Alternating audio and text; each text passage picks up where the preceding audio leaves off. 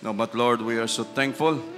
No, and the question is, gusto nating sumama sa langit, but are we determined to be in heaven someday? No, kasi kung determinado tayo, seryosohin na natin itong paglilingkod sa Diyos. No, pag oras ng service, andito tayo sa church. Pag oras ng gala, na walang service, gala tayo.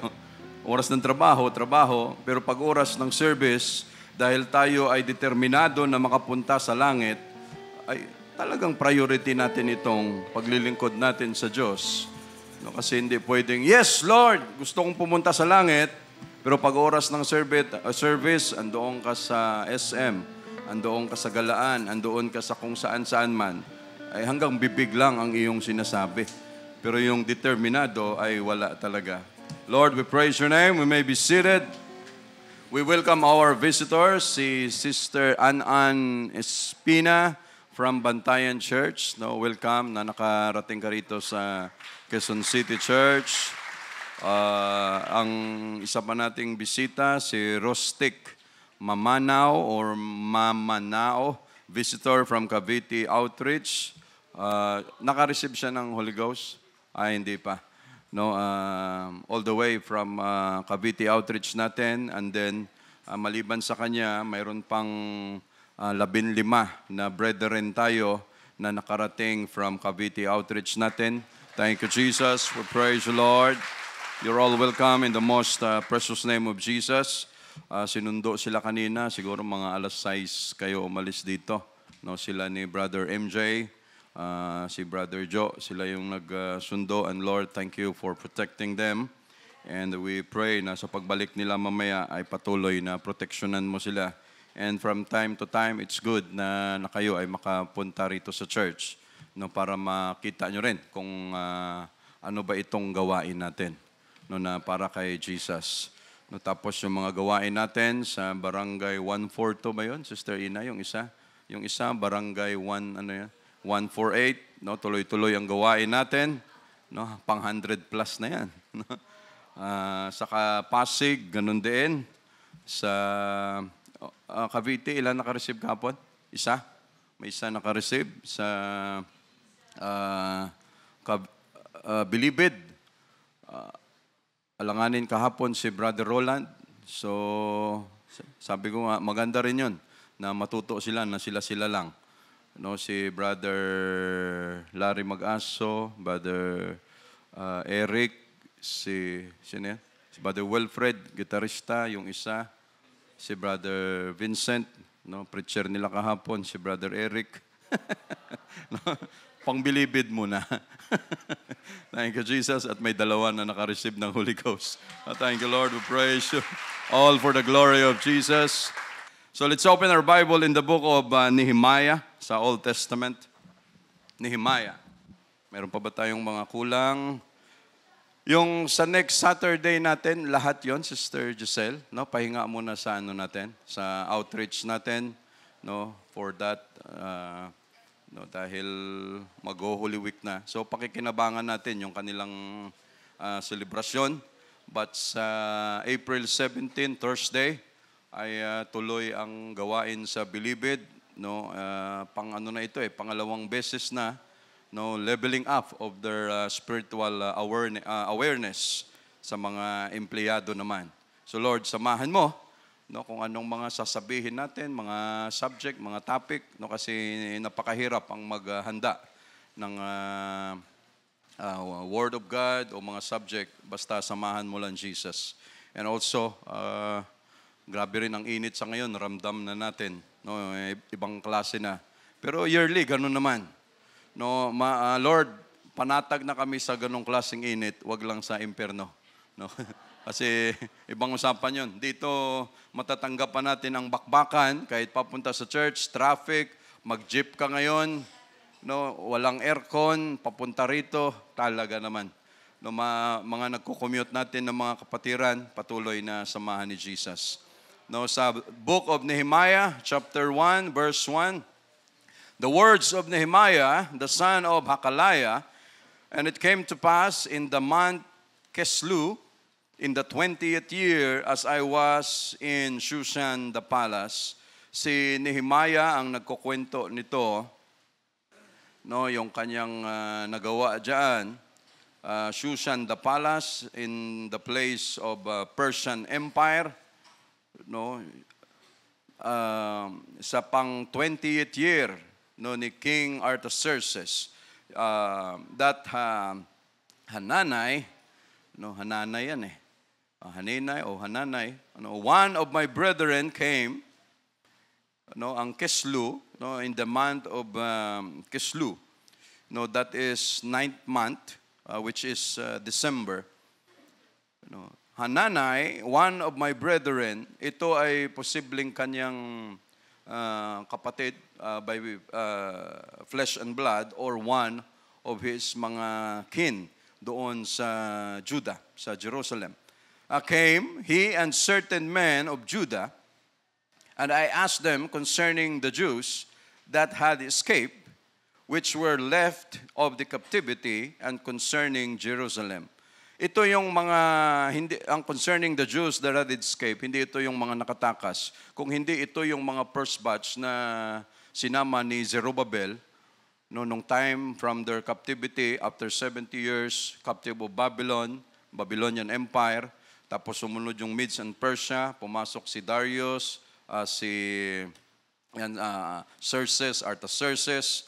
No, and during their time, ito yung mga Hudyo na bumalik from captivity, papunta, nakasama ni Zerubbabel, pabalik doon sa Jerusalem. Ito yung mga tao na ito. So isa sa kanyang kapatid ay nanggaling doon sa Judah, no, which were left of the captivity, and concerning Jerusalem. Verse 3, and they said unto me, the remnant, kasi nakibalita si Nehemiah kung ano ang kondisyon ng Jerusalem nung ito ay kanilang binisita. They said unto me, the remnant that are left of the captivity there in the province are in great affliction and reproach. No, sabi niya, yung mga naiwan doon na galing sa captivity, no, sa probinsya natin, sabi niya ay kanilang matinding kapighatian at matinding kakutyaan. No, the wall of Jerusalem also is broken down. No, ang wall ng Jerusalem, sabi niya, bagsak, sirang-sira, hindi mapakinabangan. So anytime, pag may umatake ulit, without protection, madali lang silang pagpapatayin doon. And the gates thereof are burned with fire. No, pati yung mga gates nila ay lahat ay nasunog, bumagsak lahat, napunta sa abo, wala lahat. At ang mga gates nila na mayroon ang wall of Jerusalem, yan ay 12 na gates.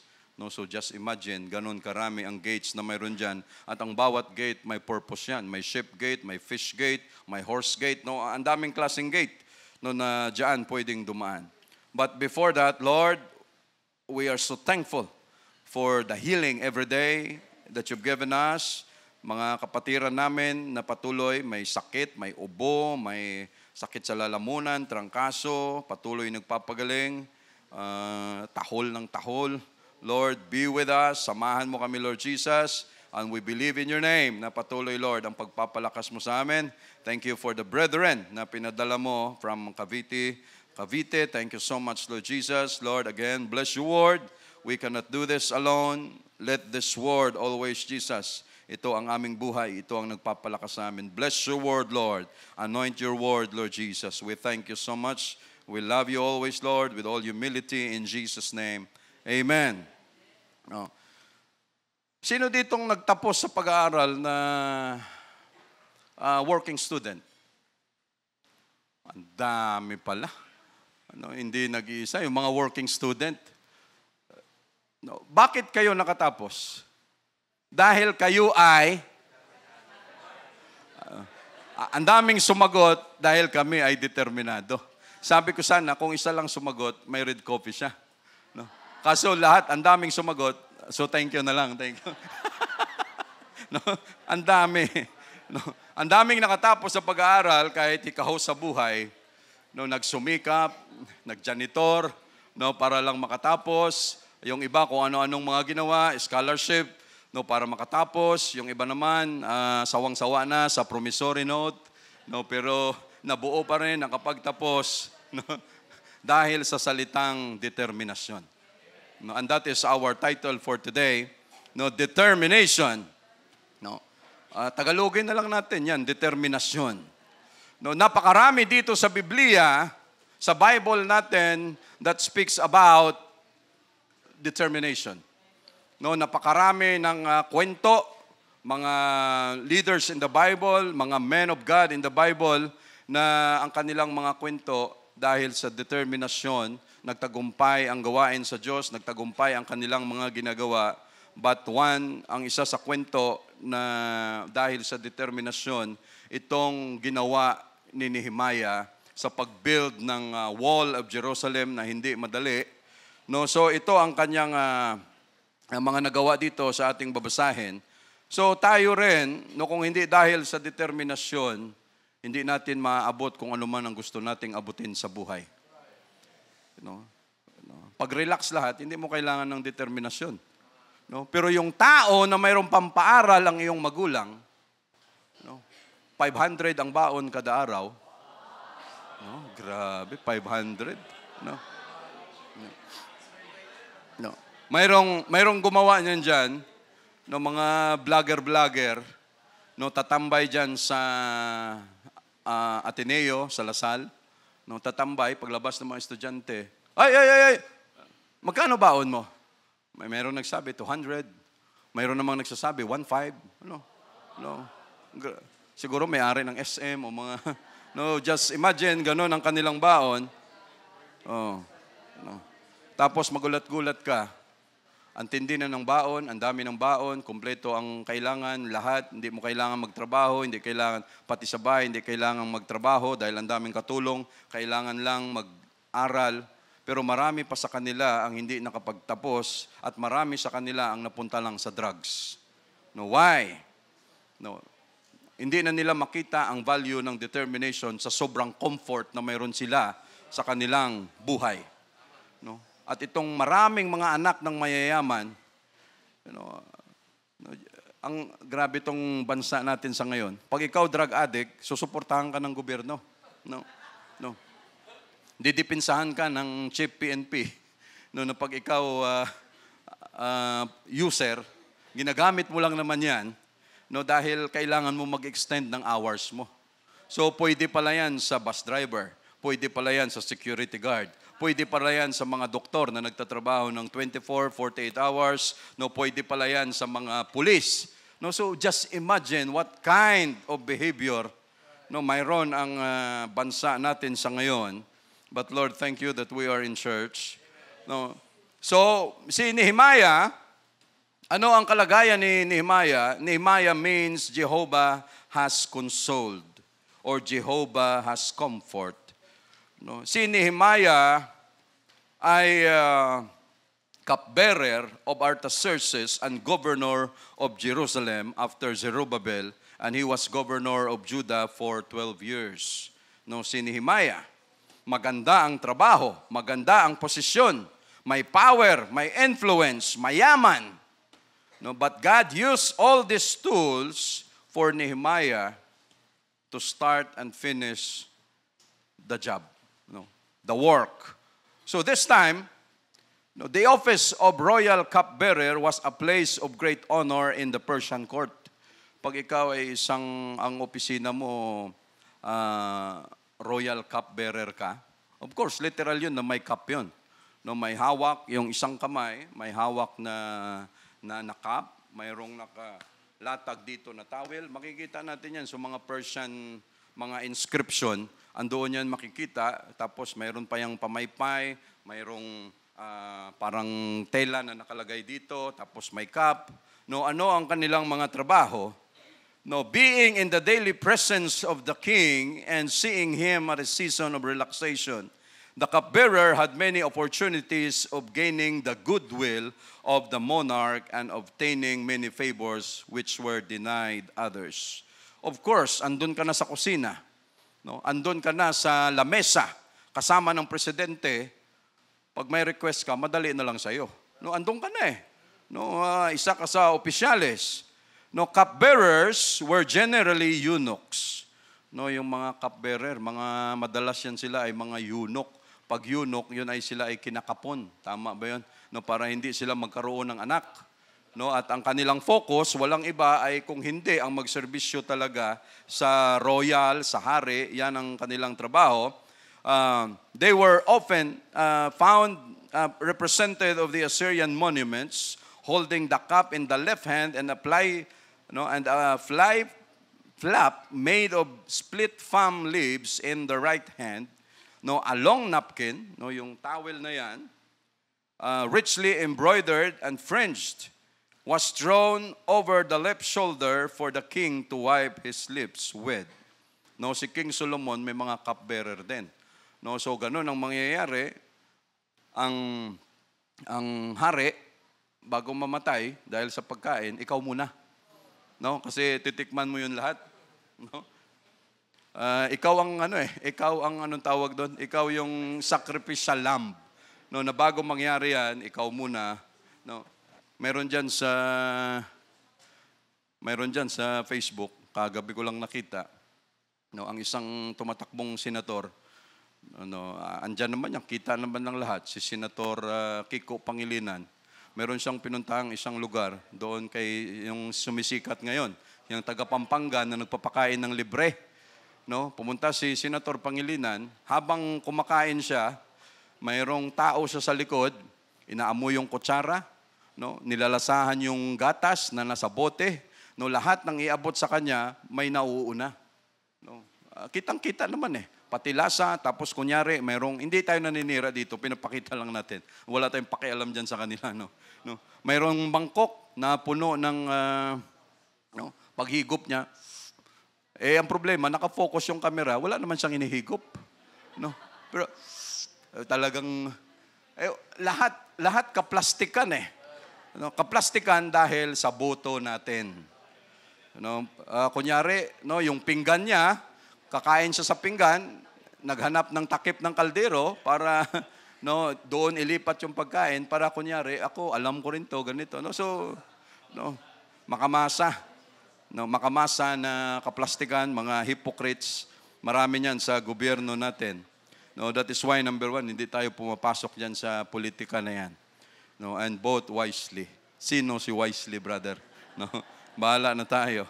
No, so, si Nehemiah, nung nabalitaan niya sa kanyang mga kapatid, na kamusta? Ano ang nangyari sa natin? No? Ano ang nangyari sa lugar natin? No, yung lupang tinubuan, pinagkalakihan natin, ano ang nangyari? So, nung kinuwento sa kanya, ang Jerusalem, yung dating glory niya, dating napakaganda sa panahon ni David, ni Solomon. Sabi niya, ngayon, rubbles, ruins, walang kwenta ang lugar na ito, walang gustong tumira dahil napakadumi, na puro usok, puro alikabok, puro abo, lahat nasira. Yung mga tao, walang lakas dahil wala silang pwedeng maipagmalaki. No, lahat ng mga gates na dati ay kumikinang, napakaganda, sabi niya lahat nasunog ng matinding apoy. No, God put the burden in his heart, kay Nehemiah. Nilagay ng Diyos yung kalungkutan sa puso ni Nehemiah, at ang kalungkutan ito hindi nawawala kay Nehemiah hanggat hindi inaaksyonan. No? Hindi lang ito burden na mayroon si Nehemiah, but the burden came from God. No, because God, ang Diyos ay mayroon siyang pangako, that someday, God promised to restore Israel from the captivity, after 70 years, yun nga, bumalik ang unang batch, sila Zerubbabel. And after this, God has a plan to build the wall of Jerusalem, and His plan is to use Nehemiah to complete the work. Para gamitin si Nehemiah. Building the wall of Jerusalem was a heavy task. Napakalaking trabaho ito. Makikita natin mamaya kung anong structure mayroon sa wall of Jerusalem. And it needs a man of steel. Kailangan ng taong may prinsipyo, may paninindigan, may tapang na tapusin ang trabaho. And God found it in Nehemiah. At nakita niya yon kay Nehemiah. Alam ng Diyos kung sino ang kanyang gagamitin sa trabaho. No? Alam ng Diyos kung ano ang qualification, ano ang kakayahan, ano ang tibay, no, na mayroon si Nehemiah. No, dahil malaki ang trabaho, no, God used Moses, no, to get Israel out of Egypt dahil alam ng Diyos na walang magkwa-qualify na galing doon sa Egypt mismo. No, sino ang may kakayanan? No, sa ganong karaming tao, walang iba kung hindi si Moses. No, alam ni Moses ang Egypt, alam niya ang for 40 years he was in Egypt, for 40 years he was in the wilderness, no, in the world, alam niya ang takbo. No, kaya ginamit siya ng Diyos para gamitin din ang mga Israelites to get out from Egypt. Ang ginamit ng Diyos to preach to us and to the Gentiles, walang iba kung hindi si Paul. No, and not Peter. No, why? Dahil si Paul, may qualification din siya na hindi kayang gawin ni Peter. At pag si Peter ilagay mo sa mga hintil, iwan ko na lang. No? No? Siguro lahat patay. No? Pero si Paul, mayroon siyang talino, alam niya ang kakayanan na mayroon ng mga hintil. So ibig sabihin mga kapatid, kung saan tayo nilagay ng Diyos, alam niya yung capacity natin. No, at kung saan niya tayo nilagay, we must work for it, no, and we must grow where we planted. Huwag tayong magmadali. Kung saan tayo nilagay ng Diyos, alam niya na sa moment na yan, yun yung kaya natin. No? Kasi hindi naman po pwede. Just imagine, napakatalino ng mga hintil, napaka-ipokrito, aggressive, lahat ng mayroon sa hintil. No, kung si Peter lang ang ginamit, hindi siya uubra doon. No, that is why it took Paul to be used by God dahil siya ay talagang mayroong kakayanan na gawin ang bagay na ito. And that is why God used Nehemiah dahil si Nehemiah, number one, mayroon siyang posisyon, may talino, may koneksyon, no, na gawin ang bagay na ito. Oh, just imagine kung ang Diyos kumuha lang ng kung saan-saan, ano ang gagawin niya? Ito ay isang engineering feat, tama ba yung tawag nila na yun? Engineering marvel. No, ang gagawin ni Nehemiah, hindi pwedeng kukuha lang siya ng manginginom doon. No, hindi pwedeng kukuha lang siya ng tambay na pwede ka? Oh, pwede ako. No, pagdating doon, anong gagawin ng tambay? Manginginom eh. No? No. Yun lang ang kanyang gawin. So alam ng Diyos kung ano ang kanyang ginagawa, mga kapatid, sa trabaho na ito. No? God put the burden in His heart. No? At ang burden na ito, hanggat hindi inaaksyonan, talagang si Nehemiah hindi mapakali. No? Kahit sa church natin, no? Kahit sa atin, mayroong ganun. No? Hanggat hindi yung burden na yan, hanggat di natin naaksyonan, hindi tayo panatag. No? Lalo na dito sa church, may mga desisyon na hindi natin magawa-gawa. No, kahit sa paglilingkod natin individually, no, hindi tayo mapanatag hanggat di natin naaksyonan. No, marami yan, mga kapatid. No, so, verse 4, and it came to pass, ano ang kanyang naramdaman dito? No, of course, ganun. Pag ikaw nagmamarites, no, ang una mong marinig, siyempre, kwento. No, ganito yung mga kwento, ganito yung nangyari. Ay, oo, talagang wala. Yung glory of all days ng Jerusalem, wala na. No, so napakinggan yan lahat ni Nehemiah, at nung kanyang napakinggan, no, talagang heartbroken si Nehemiah sa kanyang narinig, no, na ganun pala ang nangyari. Verse 4, and it came to pass when I heard, siya kasi ang nagsulat nito. No, basahin ko lang saglit mga kapatid para may idea tayo. No? The book of this Nehemiah was written in Palestine, no, 446 to 430 BC. No, ang author ng book of Nehemiah, either Nehemiah or Ezra. No, silang dalawa yan. No, originally, Ezra and Nehemiah were one book, no, known as the book of Ezra.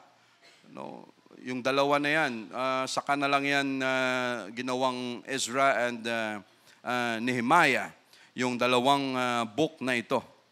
No? So, ganyan ang takbo, mga kapatid. No? Dito rin natin makikita, no, to show the long and slow process connected with the rebuilding of Jerusalem and the restoration of Israel after the Babylonian captivities. No, maraming mga problema dyan na nangyari. pero na-solve naman lahat. So sa verse 4, after na marinig ni Nehemiah ang kondisyon ng Jerusalem, ano ang kanyang susunod or sunod na hakbang, mga kapatid? Ito. It came to pass when I heard these words that I sat down, ako ay umupo, nagmuni-muni, ganito na pala ang kalagayan, samantalang ako dito, ang sarap ng buhay ko sa court ng Persian king. Wala akong problema rito. I sat down and wept, narinig, umupo, nagmuni-muni, nalungkot, umiyak, and mourned certain days. Ilang araw akong nagkaroon ng kapighatian and fasted, nagluksa, tama ba yan? Nagluksa, nagfast, nagayuno, hindi ako kumain, and prayed before the God of heaven. Pagkatapos na lahat ng ito, na-summarize na ni Nehemiah, ang next action niya, He prayed to God. Ganun naman ang dapat natin gawin. Pagkatapos na narinig mo na lahat, bago ka gumawa ng hakbang, bago tayo mag-decide, ang dapat na unang hakbang natin is to ask God. We must pray for it. And we must address it to God, kung ano man ang ating mga sitwasyon. So ano ang nangyari dito, mga kapatid? Sa verse 4, naramdaman ni Nehemiah, si Nehemiah may mabuting puso, hindi manhid sa sitwasyon. Kasi tayo ng mga tao, may ganun tayo. Walang pakialam. Ay, may nangyari ba? Oo, ganito, ganyan. Oo, may mga needs daw. Oo, mayroon. Bahala na sila dyan. Kaya na nila yan. May ganun tayong nature na klase ng tao.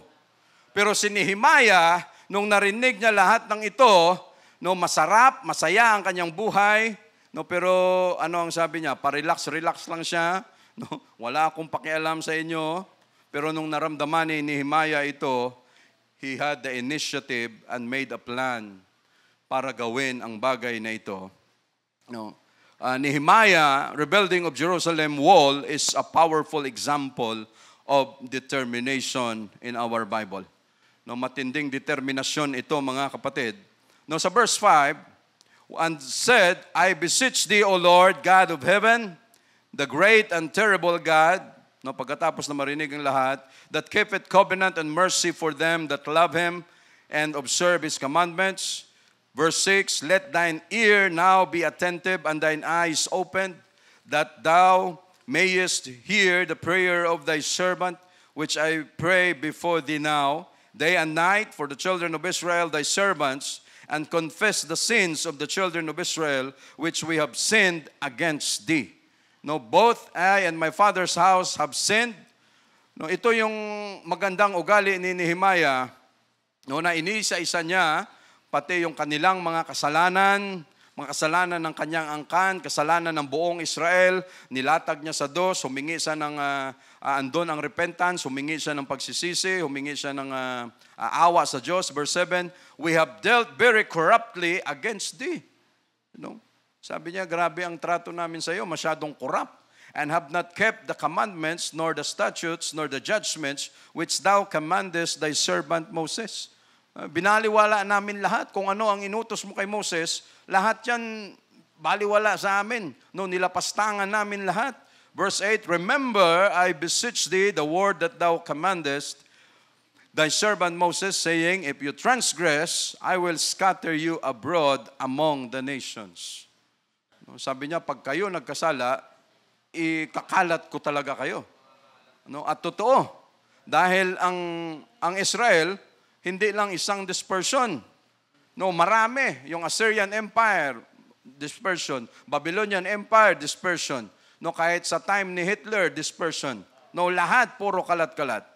But verse 9, but if you turn unto me and keep my commandments and do them, kung kayo ay muling bumalik sa akin at gawin ang aking mga kautusan, though there were of you cast out unto the uttermost part of the heaven, yet I will gather them from thence, and will bring them unto the place that I have chosen to set my name there.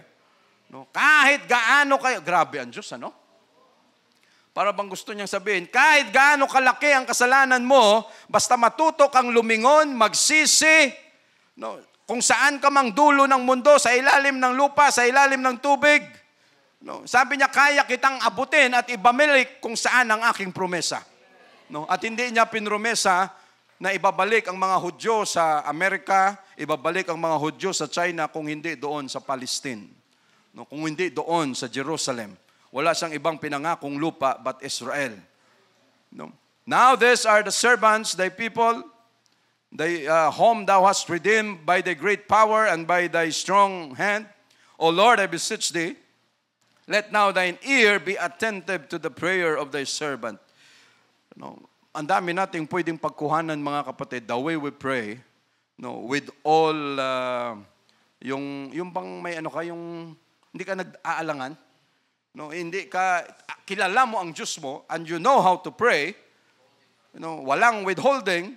Sabi niya, Lord, let your ears be attentive to the prayer of thy servant.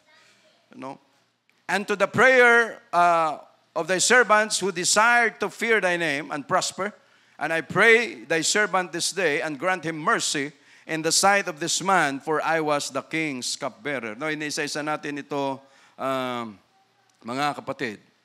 You know, sa verse 1 ng chapter 2. Now, and it came to pass in the month Nisan, no, Nisan was the name given by the Persian Jews to the month previously called Abib. No, pinangalan niya ng mga Persian Jew, no, nung mga during their captivity.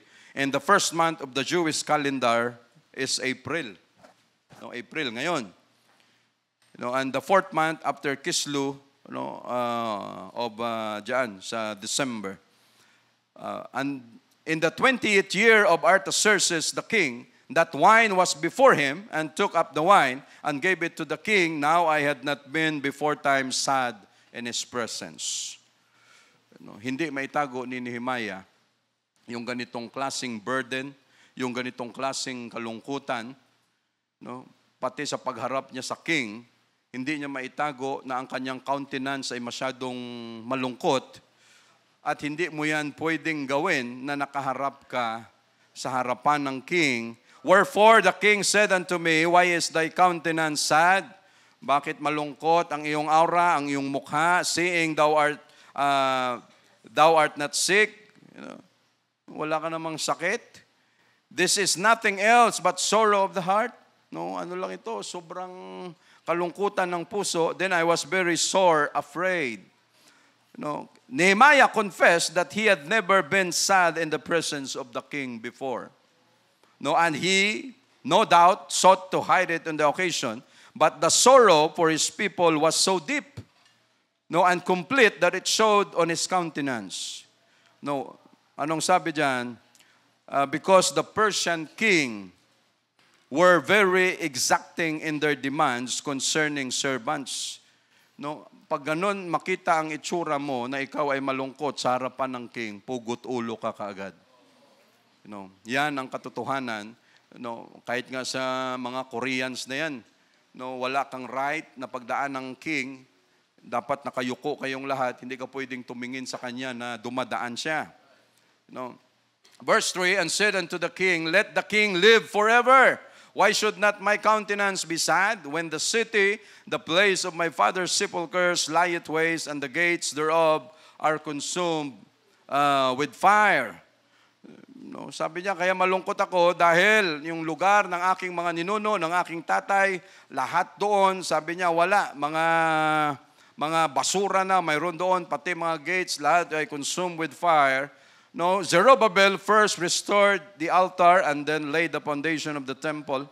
No, pagkatapos ni Zerubbabel, pumasok si Ezra, si Nehemiah, no, at itong kanyang travel, mga kapatid, makikita natin mamaya dyan, no, kung gaano ka hirap ito, because no, he was determined, Nehemiah was determined to restore Jerusalem to its former glory and to serve God's people. No, imagine just one person with a burden can change many things. No, because of his trust in God. No, dahil sa kanyang tiwala, no, sa Diyos na mayroon siya. No, ito mga kapatid, no, ang Diyos ang naglagay ng burden sa kanyang puso, no, para magawa ang trabaho. No, siya ang naglagay ng tapang sa kay Nehemiah. Siya ang naglagay ng tibay ng loob. Siya ang naglagay sa puso ni Nehemiah. Siya ang magpo-provide ng needs kung anong mga dapat gawin to get the job done. Siya din ang magpo-promote sa atin while doing the work or magpo-protect sa atin. No, siya rin ang magbibigay ng talino, ng ideas para mabuo ang lahat and to make the job done. No. Ganon ang trabaho na ginawa ni Nehemiah. But this time, mga kapatid, no, kasi mahaba ito, ikukwento ko na lang lahat. No, kasi hanggang chapter chapter 13, no, para makuha natin. But sa-summarize na lang natin. No, yan ang sakripisyo diyan eh. No, madaling magkwento, pero bago mo makwento, ang haba ng babasahin mo. No, ganon talaga. No, but again, para makita natin mamaya, mga kapatid, bakit kailangan ng matinding determinasyon? No, dahil wala pa tayong idea, bakit matinding determinasyon ang kailangan ni Nehemiah? Hindi natin kailangan ng determinasyon kung lahat easy-easy lang. No, our faith requires determination. No, ang pananampalataya natin, ang faithfulness natin sa Diyos, nangangailangan yan ng determinasyon. Kung hindi tayo determinado sa ating faithfulness, madali tayong mag-give up. No, pag hindi ka determinado na makatapos sa pag-aaral, no, konting problema lang, aayaw ka na kaagad. Konting problema sa trabaho, resign ka agad kasi nagtapos ako sa pinakamagandang pangalan na school, pinakamahal, pinatimpla ka ng boss mo, hindi ka determinado, alis ka agad sa trabaho. We cannot achieve faithfulness without determination. Kung wala tayong determinasyon, di natin maabot ito. Following God's holiness is impossible without determination. Yung pagsunod natin sa holiness na mayroon ang Diyos, kung hindi tayo determinado, hindi natin masusunod ito. Sa simple lang. 25, 30 years na tayo sa church. Pagdating sa palda, sa buhok, yung mga bagay na yan, hindi na yan dapat pinag-uusapan. Why? Very basic. Ano na yan? Andito na tayo dapat sa level na mas mataas na ang focus natin, Lord, paano kami talaga maka-reach out pa sa maraming tao, maraming kaluluwa, at ang focus namin kung paano kami makasama sa rapture someday, because yung ganitong klaseng mga bagay ay mga tapos na tayo dyan, mga kapatid. Success would be impossible without determination. Sa mga negosyante, sa mga magulang na nagpapalaki ng mga anak, sa mga nag-aaral, sa mga nagtatrabaho, sa promotion, imposible yan kung walang determinasyon. Hindi natin kailangan ng determinasyon kung ang lahat smooth lang, okay lang. Hindi tayo tatagal sa church kung wala tayong determinasyon. Why? Ang dami kayang pwedeng harapin sa church. Sama ng loob. Nakausap ka ni brother, ni sister. Natingnan ka lang ng medyo ibang tingin sa iyo ni brother, sister, masama na ang loob mo. Nakarinig ka ng hindi magandang word sa pulpit, talagang tumama sa iyo, hindi magandang. Pag hindi ka determinado, but imagine, mga kapatid, mayroon tayong mga kapatiran, ilang taon na sa church? 40 years? 35 years? 30 years? Without question, hindi na natin sila ma-question pagdating sa determinasyon. Pero tayo, naka-1 taon, 2 taon pa lang sa church. Tapos, hindi mo na alam kung matindi na. Nayanig, brother, nayanig ba yung 30 years na sa church? Ay, pagyanig lang, brother, talagang tumibay na ito sa yanig. Sabi nga kanina ni Brother Wilfred sa klase namin, sa tindi ng nararamdaman ng aking mga nerves, nagpabili na ako ng B-complex.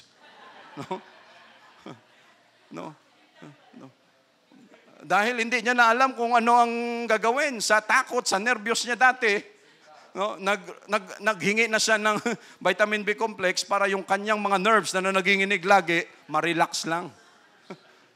At tayo, ang dami nating nakaranas niyan. And without determination, madali lang ang magsabi, ba't pa ako magpapakahirap dyan sa church? Ba't pa ako mananatili dyan? Marami namang church na kagayan ng ganong klaseng church. Doon na lang ako. At least doon, libre ako. Wala akong problema. Pwede, di ba? Bakit tayo mananatili dito? kung wala tayong determinasyon. No, and we need always, no, bakit ang iba nawawala sa church, umaalis ka agad? Dahil hindi sila determinado. No, hindi sila porsigido.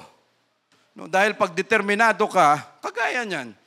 No, namili ka ng maliligawan, pinakasalan mo, nagpirmahan kayo, nung nagsama na kayo, 1 taon pa lang, tapos bigla kang nagsabi, "Hay, ganyan ka pala." No, anong gagawin mo? No, ibalik na kita sa nanay, sa tatay mo. No, ganun bang mag-asawa? Hindi. No, for better or for worse, in sickness or in health, in richer or poorer, magkasama kayo, anong ibig sabihin nun? Dapat pareho kayong determinado. No? At sa paglilingkod natin sa Diyos, mga kapatid, kailangang determinado tayo. And this should be, and it's always, no, nasa puso natin palagi. No? Ang taong determinado, no, handang harapin ang mga mahihirap, mga trials, mga troubles, no, na kanyang haharapin sa buhay. No? Dahil sa kwento ni Nehemiah, mga kapatid, no, hindi naman natin kukwento lahat ng ito. Pero ang kwento ni Nehemiah ay tungkol sa determinasyon kung paano mabuo ang wall of Jerusalem, no, na napakahirap buuin. No, sa verse 4, isa-isahin lang natin ito, may oras pa naman. Then the king said unto me, "For what dost thou make request?" So I prayed to the God of heaven. No, ano ba ang request na gusto mo? Siya ay nanalangin sa Diyos ng langit. And I said unto the king, "If it please the king, and if thy servants have found favor in thy sight, that thou wouldest send me unto Judah, unto the city of my father's sepulchres, that I may build it." No, sabi niya, kung okay lang, Panginoon, makakuha ako ng pabor sa iyo, no, payagan mo ako na ako ay pumunta sa lugar ng aking angkan, ng yung sepulcher, mga libingan, di ba? No, ng aking mga ninuno, ng aking tatay, at muli ito ay aking ipatayo. No, pag ako ay nakahanap at nakakita ng favor sa iyo. And the king said unto me, the queen also sitting by him, "For how long shall thy journey be? And when wilt thou return?" No, so it pleased the king to send me, and I sent him a time. Moreover, no, ang sabi ng king dito, sabi niya, hanggang kailan ka doon? No, gaano kalayo ang iyong babiyahiin, ganito, ganyan. Imagine, mga kapatid, no, ang pinag-uusapan natin dito, from Iran, which is Persia, to Jerusalem. No, yan ang usapan. No, walang eroplano, no, pwedeng may galyon, pwedeng may barko, but the mode of transportation, kung hindi kabayo, kamelyo, no. So just imagine, gaano kalayo, no, sabi ng king, no, gaano katagal ang iyong journey, gaano kahaba ang iyong paglalakbay, kailan ka aalis, kailan ka babalik, ano ang mga pinaplano mo, no? Gaano kalayo ang biniyahe according sa estimate, mga kapatid? Nehemiah took 900 miles or 1,448 kilometers to travel from Persia to Jerusalem, from Iran to Jerusalem. And it took 4 months to travel in their time. No? Akala natin parang ganitong kwento lang. No? Parang isi-isi lang. No? 4 na buwan, papunta pa lang ang babiyahiin para makarating doon dahil wala naman silang mga makinaryas, mga kagaya ng transportation natin sa ngayon. So it took them 4 months, yung biyahe ni Zerubbabel, yung biyahe ni Ezra, ganon din ang kanilang biyahe, ganon kalayo, no, ang kanyang journey na gagawin. And this was not an easy journey. No? Nehemiah risked his life, gave up his job, and used his personal resources to rebuild the wall of Jerusalem. No, makikita natin ito mamaya, no, kasi mapapag-aralan natin yan. No, nakakala natin, okay, nagpaalam siya, pagkatapos magpaalam, binigyan siya ng mga resources, ginamit siya, pagdating doon, nag-build siya ng wall, parang ganun lang kadali. No? Pero hindi ganun ang nangyari. No, napakahirap, parang ang dating, Nehemiah, ang ganda ng takbo ng buhay mo, hindi ka wise. No? Andun ka na sa king, No? Wala ka ng problema. Anong pakialam mo sa Jerusalem? No? But God has a purpose. No, minsan hindi natin alam na tayo pala ay gagamitin ng Diyos sa purpose niya. No? Ang sarap ng buhay, ang sarap ng kondisyon natin, ang ganda ng trabaho, mayroon ka lahat resources, relax ka lang, and yet, magugulat ka na lang bigla, bakit nagkaroon ako ng burden na ganito? No? Bakit mahal ko na yung mga kabataan? Bakit napamahal na ako sa outreach? Bakit napamahal na ako sa gawain natin kung saan-saan? Lord, wala naman ako nito dati. Kung pwede lang siya magsalita, ako naglagay niyan? No, why? Because ang Diyos may purpose. Hindi alam ni Nehemiah na ang Diyos may purpose, may plano that someday God i-restore niya ang glory ng Diyos doon, yung glory niya mismo doon sa Jerusalem kasi yun ang kanyang pangako, yan ang kanyang sinabi. At ano ang gagawin niya? Gagamitin niya si Nehemiah for this purpose. Yung burden, godly sorrow na nilagay niya kay Nehemiah na kahit anong gawin ni Nehemiah, hindi siya pwedeng mapakali kasi ang Diyos mismo ang gumagawa niyan. And Lord, thank you for giving us godly sorrows, giving us these situations, Jesus, no, na hindi mapakali yung mga puso natin pag walang nasisave, walang nababaptize, walang nakaka-receive ng Holy Ghost sa church natin. No, hindi tayo mapakali. Why? Pag tayo na-relax na, ay Lord, okay lang. Mag-schedule na lang kami ng Holy Ghost Sunday. Lord, gawin namin once every year. Pag gano'n ang mangyari, patay tayo. No? Every day is a Holy Ghost Sunday. No? And every day, kailangan yung burden na yan, Lord, you lighten up, you fire it up in our heart, no, sa aming mga puso at espiritu pagdating sa sorrow na mayroon ka, Lord Jesus. Why? Because yun ang mga bagay na dapat naming gawin. No, ano ang pakialam natin dyan sa Cavite? No, babiyahe ka ng napakalayo. Gagastos ka ng toll gate lahat. Pupunta every Saturday sa Pasig, sa bagong baryo, napakainit ng panahon, umuulan. Anong pakialam natin sa kanila? No? But that is godly sorrow. No? Na ini-impart ng Diyos sa puso natin, hindi, tuloy nyo, gawin nyo yan dahil yan ang gusto kong mangyari. And we are so thankful to God dahil tayo ang ginamit niya na instrumento, na tool para magawa ang bagay na ito, mga kapatid. No? And we sacrifice a lot just like Nehemiah.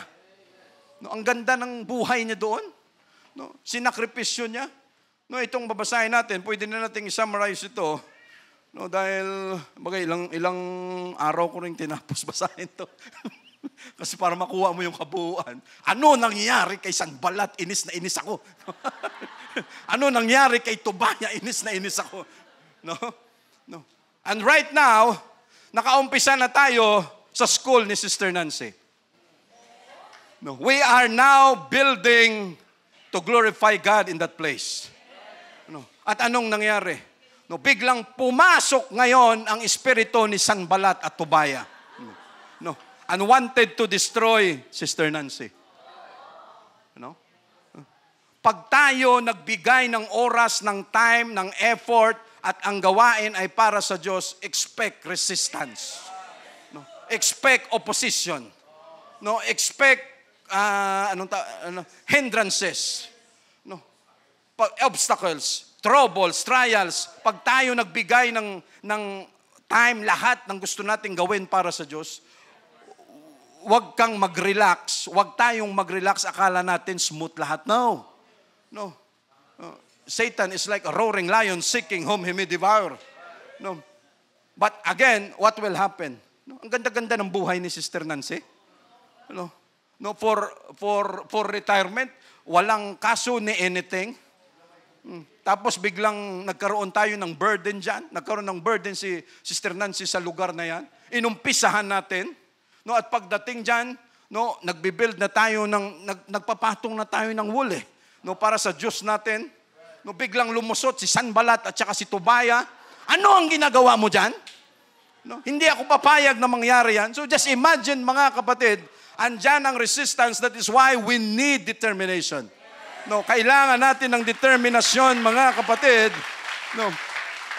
No. And huwag kang mag-alala, Sister Nancy, because victory, kitang-kita na natin. No. Why, mga kapatid? And we must build our wall in time of troubles, in time of trials, hindi sa panahon na tayo ay relax. No. habang magulo, sige lang, tuloy lang tayo sa pag-build ng ating wall. No, why? No, a man who has no control in his spirit is like a city without wall. No, saan ka makakakita? No, hirap na hirap pa nga tayo. Ay brother, cancel daw yung Friday natin. No, kasi alanganin. Okay, next Friday ulit, cancel na naman. No, tapos next Friday cancel na naman. At least, no, isang araw na lang matatapos na, at least may Friday pa tayo, natuloy nga tayo noon. No. But just imagine mga kapatid, every time we do for God, there is always resistance. Because hindi papayag si Satanas, yung espiritu ni Sanballat at saka ni Tobaya, na may magawa tayo sa Diyos. No, may resistance talaga yun. Nung time pumasok tayo sa church, naglingkod tayo, nag-decide tayo na magpatuloy dito. Ano ang resistance? Sa pamilya pa lang natin, may resistance. No, may hindrances. No, sa pamilya, sa nanay, sa tatay, sa mga kapatid, may hindrances. Sa kaibigan, sa ka-office mate, sa boss, lahat may hindrances. No, wag lang nating hayaan na ang maghinder, time will come sa paglilingkod natin sa Diyos, walang iba kung hindi sarili natin. No, pag ganun ang mangyari, disgrasya na tayo dyan. No. So verse 5 or verse 6, and the king said unto me, verse 7, moreover I said unto the king, if I please the king, let letters be given me to the governors beyond the river, that they may convey me over till I come into Judah, and a letter unto Asaph, the keeper of the king's forest, that he may give me timber to make beams for the gates of the palace which appertain to the house, and for the wall of the city, and for the house that I shall enter into. And the king granted me according to the good hand of my God upon me. Ang ginawa ni Nehemiah, okay, pinayagan mo ako, Panginoong Hari, no, sa mga plano na dapat kong gawin. No, just imagine kung ang ginamit ng Diyos, ibang tao, walang impluensya, walang kakayanan na makipag-usap sa king, walang resources na pwedeng magamit. Sino ang gagamitin niya? Ano ang gagawin mo? Pagdating mo doon sa king, my lord, the king, ito pala yung solicitation namin, baka may kunting awa ka, kailangan namin i-rebuild yung temple, ganito, ganyan, patay ka. No. That is why he used Nehemiah, no, for that purpose. Mayroong resources, mayroong king. So ano ang ginawa ni Nehemiah? Sabi niya, Panginoong Hari, ito siguraduhin natin, bigyan mo ako ng authorization dahil napakalayo, it's almost 1,500 kilometers na biyahe, sakop yan ng kingdom mo papunta sa Jerusalem. Kung wala akong kasulatan na gagamitin, patay ako sa daan. No? Doon pa lang, no? Maraming checkpoint. O, saan kayo galing? Saan ka patungo? O, maraming mga pirata, lahat ng pwede niyang maranasan. Ang sabi niya sa hari, hindi, bigyan mo ako ng sulat that every time pumunta ako sa isang probinsya, mayroon ako may pakitang letter that you authorize me na gagawin ito. No? Matalino. No? Tapos ano ang ginawa niya? Yung namumuno na may hawak ng mga kagubatan doon, si Asaph, no, may sulat din na galing sa king na lahat ng needs ni Nehemiah, lahat ng mga troso, lahat ng kailangan niya, i-provide mo sa kanya. At ang kasama ni Nehemiah, papunta sa Jerusalem, marami ring mga sundalo para siya ay siguradong protected. No? At pagpunta, just imagine mga kapatid, ito lahat ay plano ng Diyos. No? Ginamit niya tayo, ginamit niya si Nehemiah. No? Alam ng Diyos kung saan kukuha ng resources. No? Sa ganito, kalayo na biyahe, 4 months ang babiyahiin. No? And the king granted me, no, sa huling... And the king granted me according to the good hand of my God upon me. No, so again, then I came to the governors beyond the river and gave them the king's letters. Now the king had sent captains of the army and horsemen with me. No, sinigurado ng hari, no, just imagine mga kapatid, God can use anything. No, basta ma-accomplish ang kanyang trabaho. Why? Ito din yung mga lahi, no, na sumira sa kabuuan ng Jerusalem at Judah. Ito rin yung nagpulbo sa temple ng Jerusalem. Ito rin ang ginamit ng Diyos para i-build ulit. So lahat mga kapatid, God can use Egypt for us. God can use the world for us. And He can also use the world, no, sa kapakinabangan kung kailangan training at kung sa kabutihan natin, kayang gawin lahat yan ng Diyos natin mga kapatid. But that is why we just need determination. Sa verse 10, when Sanballat, the Horonite, gigil na gigil talaga nung, sabi ko, ano kaya nangyari sa tao? Para kang nanonood ng sine. No, malapit ka na sa climax, malapit ka na sa, ano kayang gagawin dito ng Diyos sa kay Sanballat, sa kay Tobaya. No, Sanballat. Sanballat means the enemy is secret. No, Sanballat was an enemy of the Jews after the captivities. He opposed Nehemiah in building the temple of Jerusalem. You know, the sons of Sanballat, who is called governors of Samaria, you know, marami siyang mga anak dyan. And during this time, no, this would make him, ang edad dito ni Sanballat, kaya siya powerful, kaya siya ma-impluwensya na klase ng tao. During this time, ang kanyang edad ay nasa 85 to 90 years old. No, so just imagine, ganun ang kanyang edad. He is called a Horonite, and this may refer to Beth-horon or Horonaim. He was perhaps a Moabite. No, sa lahi pa rin ni Lot. No, kita mo yung mga lahi ni Lot, Moabite, Ammonite, no, talagang sakit sa ulo. No, and then mayroon pang isa, and Tobiah the servant. No, servant ni Sanballat si Tobiah. He was an Ammonite. No, heard of it? No, sa verse 10, when Sanballat the Horonite and Tobiah the servant, the Ammonite, heard of it, it grieved them exceedingly that there was come a man to seek the welfare of the children of Israel. So I came to Jerusalem and was there 3 days. No, so ikukwento ko na lang ito para mabilis mga kapatid. Ang bilis talaga ng oras natin. No. So ganun ang nangyari. No, sa tagal ng panahon, Nehemiah, despite the hardships and difficulties that stood before him, the God of heaven was with him. The people were determined and had the mind to work. No, andyan yan, mababasa natin lahat yan dyan. No, ano ang nangyari mga kapatid? Just imagine, sarap ng buhay niya, but God has given him the burden. Kailangan niya ng determinasyon. No, hindi kaya, no. At bakit ina-allow ng Diyos mga kapatid na mangyari ito sa atin? No, yung bang God allowed Sanballat and Tobiah, no, to distract, to intimidate, no, to oppose Nehemiah para may para may challenge naman, no, para hindi boring ang gawain, no, kasi just imagine, no, kung walang oposisyon, no, kung walang humaharang sa gawain, parang relax lang lahat, no, hindi mo basta-basta ma-feel na Lord, tinutulungan mo kami talaga dito. Lord, bakit, no, may mga permits naman tayo, may mga kailangan naman tayo, pero bakit lahat ng ito parang hindi mag-pursue, ang daming humaharang, no, pagkatapos magbigay mo ng lamesa at upuan doon sa barangay, bigla na lang hindi mo na magamit yung lugar. No? Bakit? No? Ang daming oposisyon.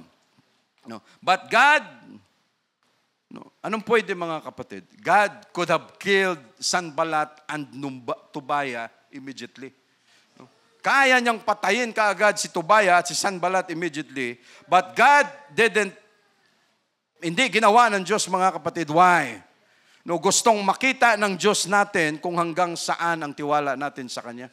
No, kung hanggang saan ang determinasyon natin, no, sa paggawa ng trabaho, no, sa gitna ng takot, willing pa rin tayong gawin, willing pa rin tayong tapusin ang trabaho dahil ito ay para sa Kanya.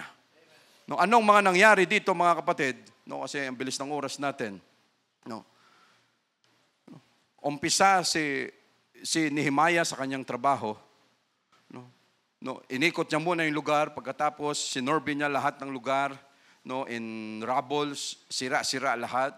No, kinausap niya yung mga elders, kinausap niya yung mga tao, lahat pinatawag yung mga Levites, may gagawin tayo rito, i-build natin yung wall, i-build natin ito na mabuo na natin.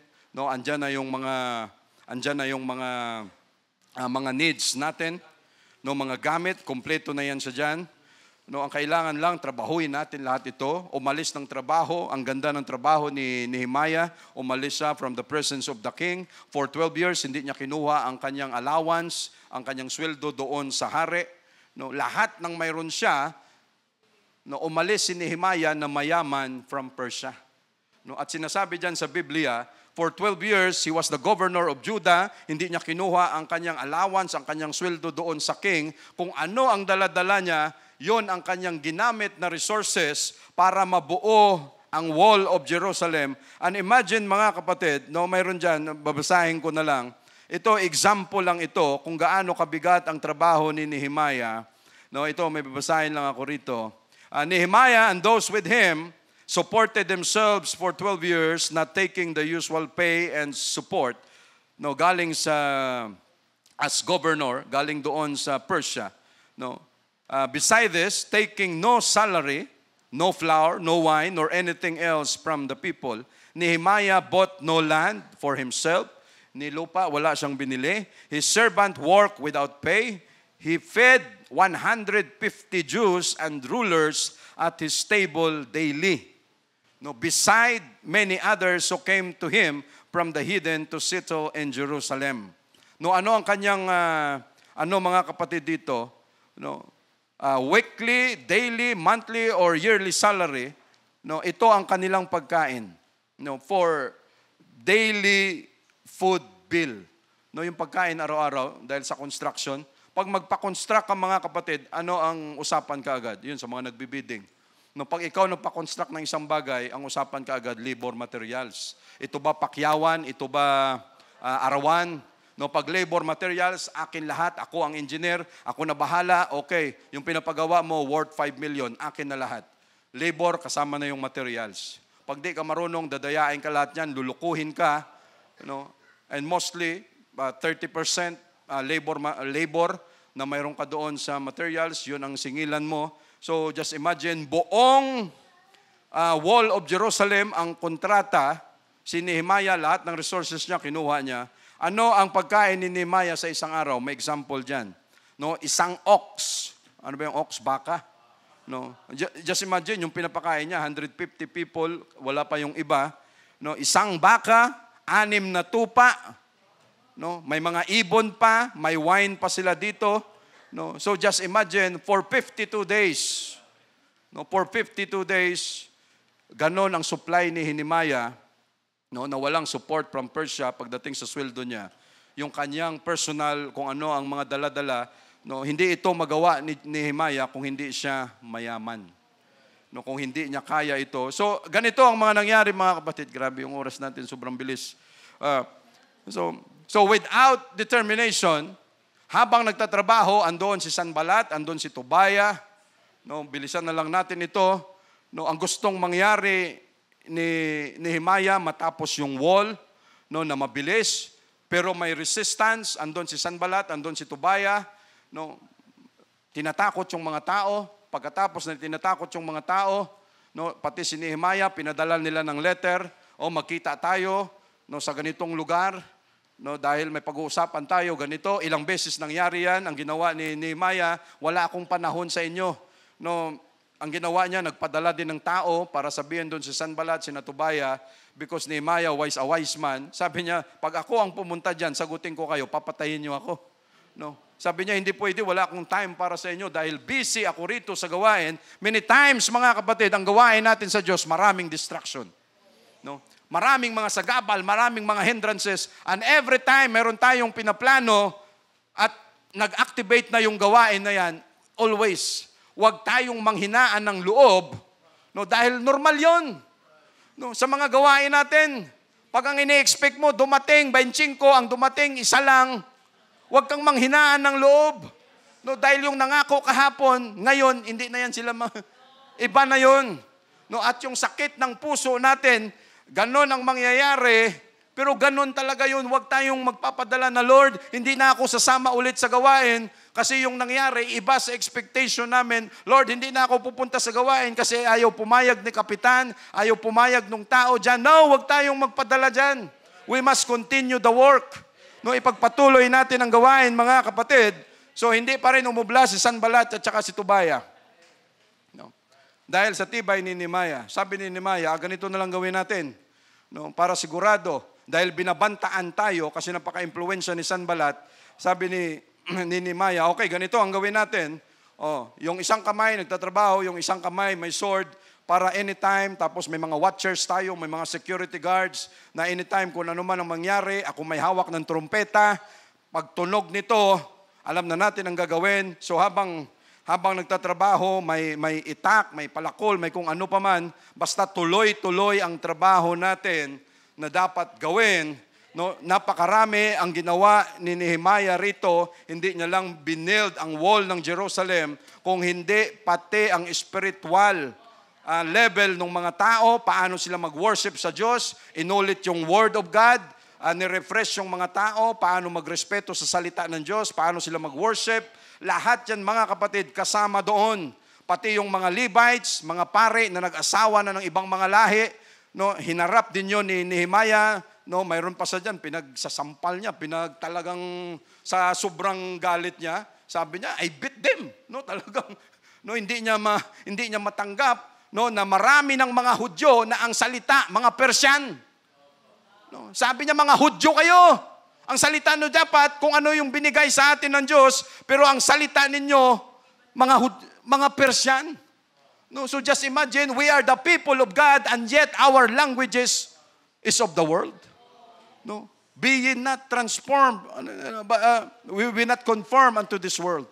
No, sa galit ni Nehemiah, sabi niya, kayo na mga pare, hiwalayan ninyo ang inyong mga misis na hindi tunay na mga Hudyo para kayo makaperform ng gawain nyo sa harapan ng Diyos. Grabe yung kanyang hinarap. No? Tapos bumalik siya nung naayos na yung wall. No, for 52 days, just imagine, ganito kalaking kontrata na buo lang for 52 days. Why? Ganon sila kadeterminado. Yung determinasyon na mayroon si Nehemiah, nilipat niya sa mga leaders, sa mga tao niya, sa lahat ng gagawa. That is why they were able to build the wall of Jerusalem sa ganong klaseng burden. No, brother, ano nangyari kay Sanballat at kay Tobiah? No. Pagkatapos nito na na-build, bumalik si Nehemiah. No, kasi ang dami ng restoration ginawa dito. O kayo, hindi kayo purong mga Levite na maging hari, na maging pare. No, inayos 'yun lahat ni Nehemiah, pati yung mga Levites, mga kaparian ng mga kurap na nang-aapi ng mga kapwa nila mga Hudyo, inayos din niya ni Nehemiah, their temple worship, inayos ni Nehemiah. No, lahat napakaraming inayos ni Nehemiah dito. And after this, bumalik siya sa Persia, bumisita siya ng ilang araw, at pagkabisita niyang ilang araw, bumalik siya on his second trip, bumalik siya ulit sa Jerusalem. Pagbalik niya, ang nakaupo sa pwesto as high priest, si Eliashib, son-in-law niya si Tobiah. No? Just imagine the influence na mayroon. No? Anong ginawa ni Eliashib na high priest? No? Ginagawa niya lagi ng parte. Tama ba yun yung party? Yung piyesta. No, just imagine, doon mismo sa templo, nagpipiesta sila, binibigyan niya ng matinding honor si Tobiah, no, na Ammonite. Nung dumating si Nehemiah sa sobrang galit niya, no, pinaghahagis, lahat ng mayroon si Tobiah, wash out lahat, pinalitan si Eliashib, no, para mabuo ito. No. Ganon kadeterminado si Nehemiah, mga kapatid, na maibalik yung glory days ng Israel.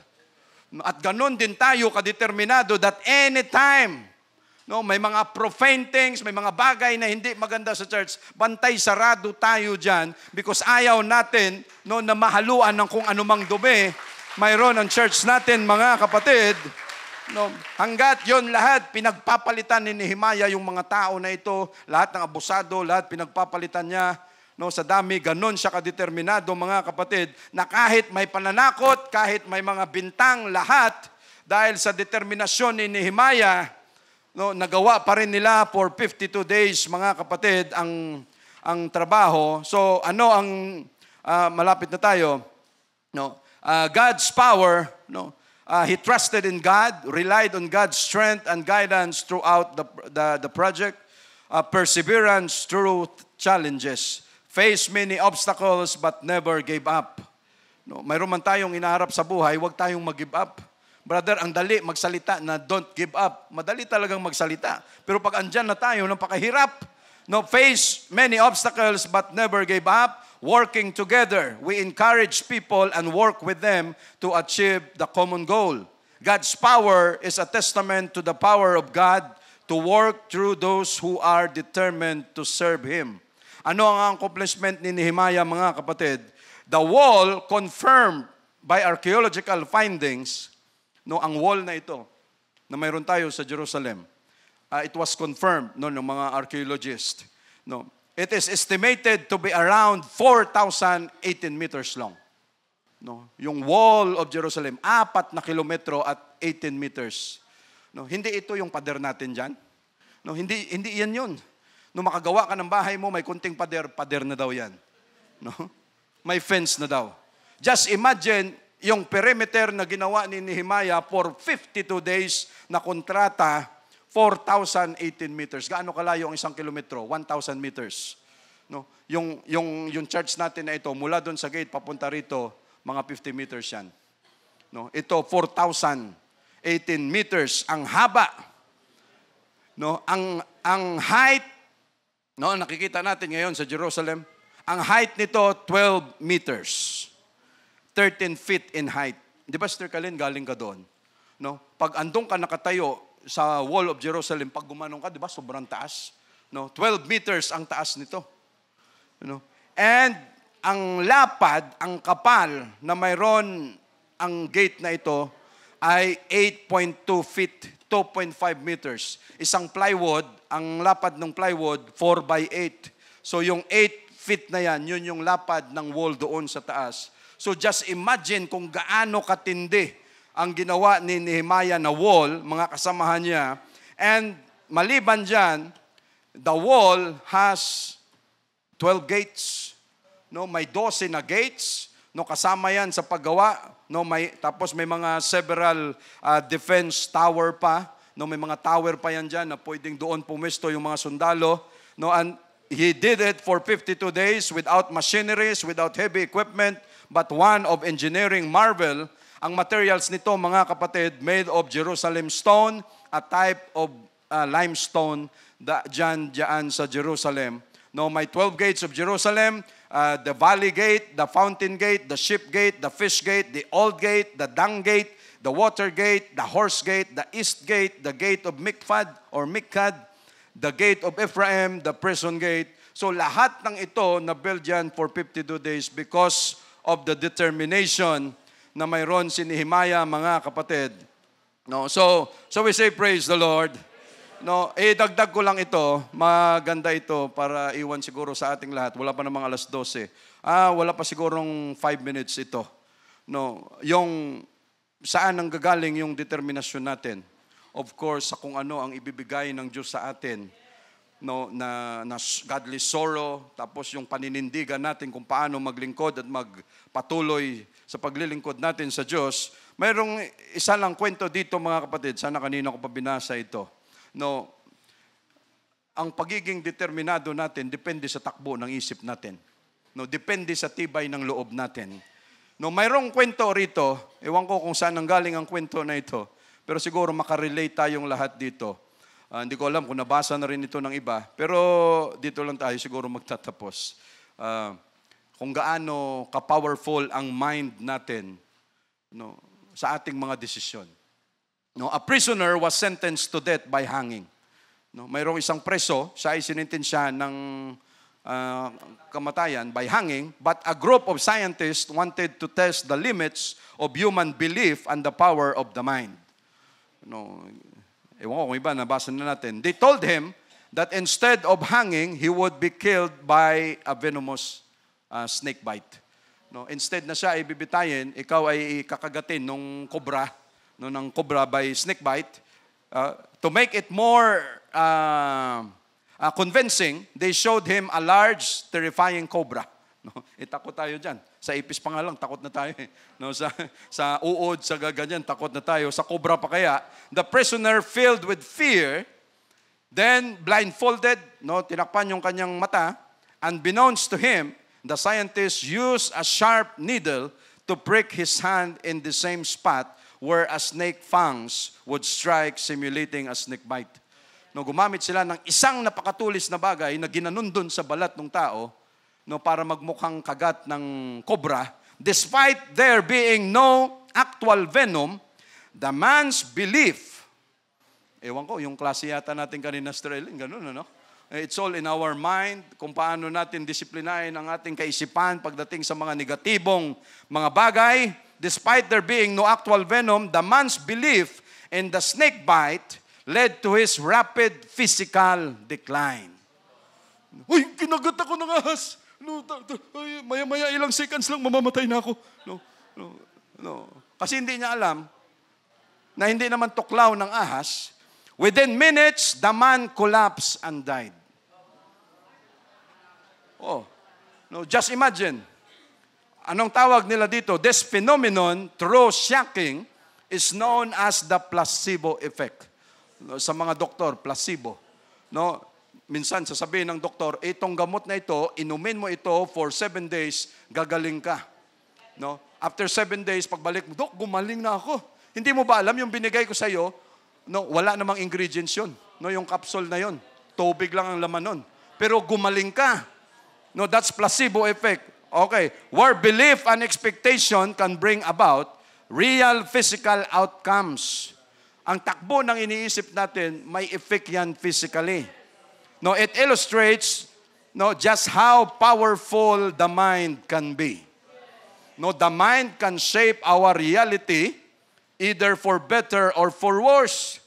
No, in this case, the prisoner's belief in his faith was so strong that it caused his body to react as though the bite had truly occurred, even though it had not. Pwede palang mangyari yun. No? Tayo ang mag-decide kung pwede na tayong mamatay. No? This story teaches us as a crucial lesson, our thoughts, beliefs, and perceptions have a profound impact on our well-being. What we believe about ourselves and our lives can either uplift us or tear us down. No, nasa atin yun. Kung gusto nating umangat o bumagsak. Therefore, it's essential to maintain a positive outlook. No, positive outlook. Maganda at positibong pananaw sa buhay as our minds have the potential to shape our realities. No, never underestimate the power of our minds, of our thoughts. Choose to believe in your strength and potential, for your mind can be your greatest ally in overcoming challenges. No, kung si Nehemiah, negatibo ang kaisipan, kunting problema bibigay na, kunting nararamdaman bibigay na, hindi matatapos ang wall. But Lord, thank you so much for giving us this courage, giving us the strength, giving us determination to continue in serving you, Jesus. Thank you, Lord. Thank you, Jesus.